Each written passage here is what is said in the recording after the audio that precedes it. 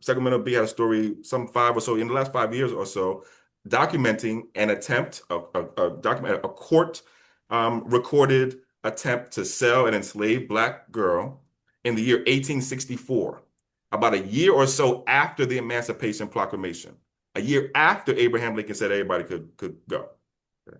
So this is slavery occurring in Sacramento County after the Civil War is, going on. So I just wanted to add that. And there are grave sites in Northern California that you can visit with permission, where on the gravestone you see no birth date, a dash, then you see a death date, and then it says born enslaved under. And I've seen them myself.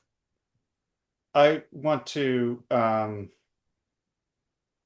present you with I think, a question that would come from people who oppose this. That they ask, why should there be this specific compensation for this particular group of people? Why shouldn't there be a universal program? Because I'm telling you this as a person who was persuaded by that argument just a few years ago. And I think that's kind of like the mainstream, that's kind of the consensus at the moment, right? So what do you say to a person who has that objection?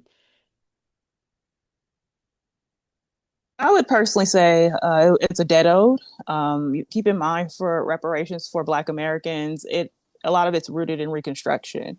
Once the Civil War was done and the Union won, the 13th, 14th, and 15th Amendments came out of that, and there was promise of land, education, and to make us whole. And we all know that didn't happen, and the harm continued. So it's not reparations is not a poverty program. It is about restorative justice and the nation upholding its promises to us. I mean, I still believe we do need universal health care and free college and all those things, but it is separate from reparations. For example, Japanese Americans were placed in internment camps during World War II.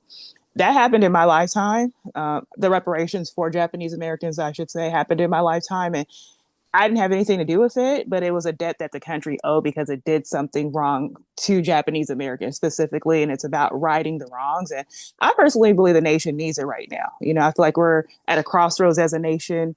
We have forces trying to pull us backwards. And reparations is about healing and moving us forward so we can have a better union for all of us. So